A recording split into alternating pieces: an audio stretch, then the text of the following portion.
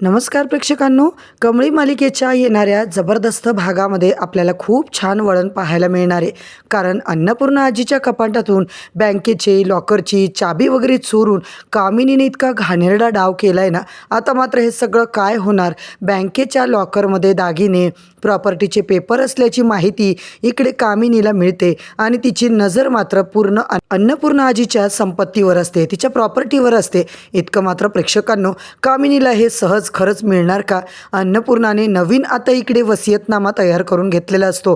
तिने जे काही नवीन मृत्यूपत्र आता बनवले ते मात्र जेव्हा समोर येणार तेव्हा कामिनी मात्र आता फसणार आहे. इकडे कामिनी जेलमध्ये जाणार आहे प्रेक्षकांनो, आणि कमळी मात्र आता या रितेश सरपोतदारला सुद्धा जेलमध्ये टाकणार आहे. तिकडे आता आपण काय पाहतोय, कमळी आणि रितेश सरपोतदारचं चांगलंच वाजलेलं असतं.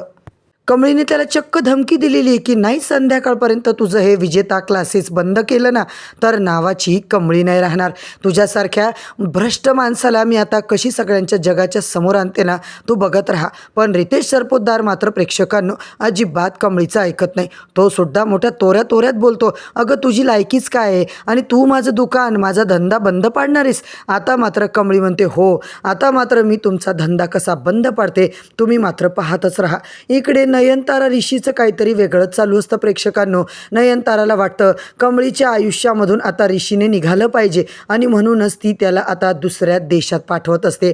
होय प्रेक्षकांनो, आजचा भाग इतका इंटरेस्टिंग दाखवला आहे ना, शेवटपर्यंत नक्की बघा. चॅनलवरती नवीन असाल तर चॅनलला सबस्क्राईब करा, व्हिडिओला लाईक करा. इकडे मात्र ऋषीला धक्का बसलेला असतो. आई, अगं तू अचानक युकेला जायचं काय काढलेस तू? हो ऋषी, तुला जायचंय कारण मी आणि रोहित इथे आता लक्ष देतोय, पण तिकडे कोणीच नाहीये. तिकडे मात्र आता तुला पर्सनली सगळं लक्ष द्यायचंय, सगळं हँडल करायचंय. ऋषी म्हणतो, आई कसं शक्य आहे आणि तू काय निर्णय घेतलायस का फायनल? बिचारा ऋषी मात्र प्रेक्षकांनो नयनताराच्या डावामध्ये आता फसलेला असतो. त्याला काही झालं तरी युकेला जायचे, युकेला जाऊन त्यांची ब्रँच आता सांभाळायची. इकडे मात्र जसा ऋषी युकेला गेला की कमळीसारख्या पोरी त्याच्या आयुष्यात राहणारच नाही. कमळीपासून तो बरोबर आता दूर होऊन जाईल असा मात्र नयनताराचा डाव असतो. इकडे मात्र प्रेक्षकांनो ऋषीला न विचारता नयनताराने इतकं सगळं आता कारस्थान केलेलं असतं. अजिबात त्याची इच्छा नसते, त्याला जायचंच नसतं. पण नयनताराला आता नाही म्हणणं शक्य नाही आहे. जर तिला आता क्रॉस केलं तर नयनतारा मात्र खूप भांडण करेल, खूप आता आकांतांडव करेल. म्हणून ऋषी मात्र बिचारा आता विचार करत असतो, बाबांची सुद्धा तब्येत ठीक नाही आहे, आता सतीशची तब्येत ठीक नाही आहे म्हटल्याच्या नंतर ऋषीला आईचं सगळं ऐकणं महत्त्वाचं असणार आहे. आईने सांगितलं होतं काहीतरी महत्त्वाचं आहे म्हणूनच तुला युकेला जायचं आहे आणि काहीतरी महत्त्वाचं असल्याशिवाय मी तुला माझ्यापासून दूर करणार नाही ऋषी. आता मात्र नयनताराने बरोबर डाव खेळलाय आणि ऋषी मात्र प्रेक्षकांनो दोन जीवावर आता युकेला जायला निघतो. त्याला आता युकेला जाणं भागच पाडते नयनतारा. दुसरीकडे कमळी मात्र प्रेक्षकांनो जसं आता ऋषीचं युकेचं ठरलं तिला खूप मोठा धक्काच बसतो. कमळी घाबरून जाते. ऋषी मात्र आता तिला एक खंबीर आधार होता, एक ढाल भरून प्रत्येक संकटाच्या वेळेस तिला आधार द्यायचा. आता मात्र ऋषी सर जर इथे नसले तर मात्र कमळी कशी एकटी पडणार आहे प्रेक्षकांनो? तिला लढायला कोण सपोर्ट राहणार आहे? कमळी बिचारी पूर्णपणे आता कोलमडून गेलेली असते. ऋषी सर तुम्ही नाही तर माझं काय होईल? मला तर विचार करूनच आता भीती वाटायला लागली. कमळी बिचारी खूपच आता नाराज झालेली असते. इकडे मात्र आई अजिबात ऐकत नाहीये. कमळी, मला आता जाण्या वाचून काहीच माझ्याकडे पर्याय नाही असं म्हणून तो बोलत असतो. कमळी जाम टेन्शनमध्ये, आता काय करायचं? इकडे रितेश सरपोतदारचे गुंड मात्र प्रेक्षकांनो बरोबर कमळीच्या मागावर असतात. रितेशने धमकीच दिलेली असते, काही झालं तरी आता कमळीला सोडायचं नाहीये. ते गुंड बिचारे ऋषी आणि कमळी त्यांना एकदा चोपून आलेले असतात. पण प्रेक्षकांनो रितेश सरपोतदार काही मागे हटत नाहीये. प्रत्येक वेळेला साहेबा मात्र कमळीचा भाऊ बनून तिला मदत करायला तयार असतो. तो ऋषीला म्हणतो, काळजीच करू नको ऋषी, तू जा. इथे कमळीचा मोठा भाऊ खंबीरपणे कमळीच्या पाठीशी उभं राहणार आहे. आता मात्र रितेश सरपोतदारच्या गुंडाला कसा दाखवतो ना इंगा, तू पाहत राहा. त्या गुंडांना मी डायरेक्ट आता पोलिसांच्याच हवाली करतो. रितेश सरपोतदारची प्रेक्षकांनो गुंड जी आता प्रेक्षकांनो चक्क आता पोलिसांच्या ताब्यात दिलेली असतात. पोलिसांनी असं काही त्यांना झडकून मोकळं केलंय ना, पटापट त्यांनी आता रितेश सरपोतदारनीच आम्हाला पैसे दिले आणि त्यांनीच हे सगळं कारस्थान करायला लावले हे मात्र कबुली दिलेली असते. आता मात्र पोलिसांची 3rd डिग्री त्या गुंडांना पडली आणि त्यांनी सगळं रितेश सरपोतदारचं सत्य आता सांगून टाकलेलं असतं. रितेश सरपोतदारला इकडे आता माहिती असतं की मला कोणी काही करू शकत नाही. तो इतका आता कॉन्फिडंटली फिरत असतो ना, माझ्याकडे आता कोणीच येऊ शकत नाही, मला कोणी धक्काही लावू शकत नाही आणि माझं कोणी वाकडंही करू शकत नाही. म्हणूनच ती जी काही गुंड पकडली गेली ती मात्र आता रितेश सरपोतदारची आहेत हे सत्य पोलिसांना कळलंय. आता मात्र गुंड पकडली पण मालक मात्र अजून पकडला गेला नाही आहे. त्याच्यामुळं प्रेक्षकांनो कमळीला आता कळून चुकतं.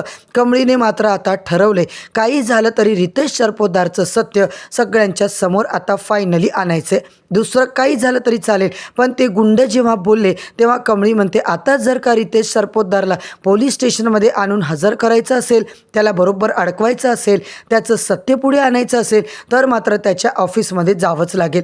कमळी मात्र प्रेक्षकांनो आता काहीतरी मोठा डाव आखते आणि त्याच्या ऑफिसमध्ये चुपचाप जायचा प्लॅन करते. तो काहीतरी वाईट धंदे करतोय म्हणून आता कमळी सिद्ध करणार असते आणि त्याच्या ऑफिसमध्ये मात्र आता इकडे कमळीला बरोबर पुरावा सापडतो. दुसरीकडे मात्र प्रेक्षकांनो कामिनीचं कारस्थान काही थांबत नाही आहे. कामिनी चक्क बँकेत जाते, आमचं खातं आहे, एवढ्या वर्षाचे आपले संबंध आहे, तुम्ही तर मला आता जाऊ द्या ना, माझं लॉकरमध्ये काम आहे, काहीतरी डॉक्युमेंट मला बघायचे. आता मात्र बँकवाले बिचारे काहीच बोलत नाही.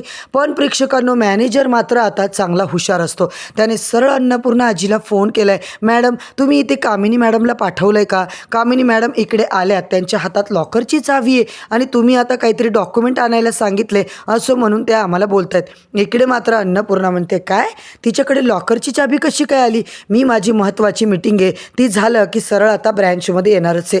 मित्रांनो इकडे मात्र बँकवाले अन्नपूर्णा आजीला विचारल्याशिवाय काहीच काम करत नसतात.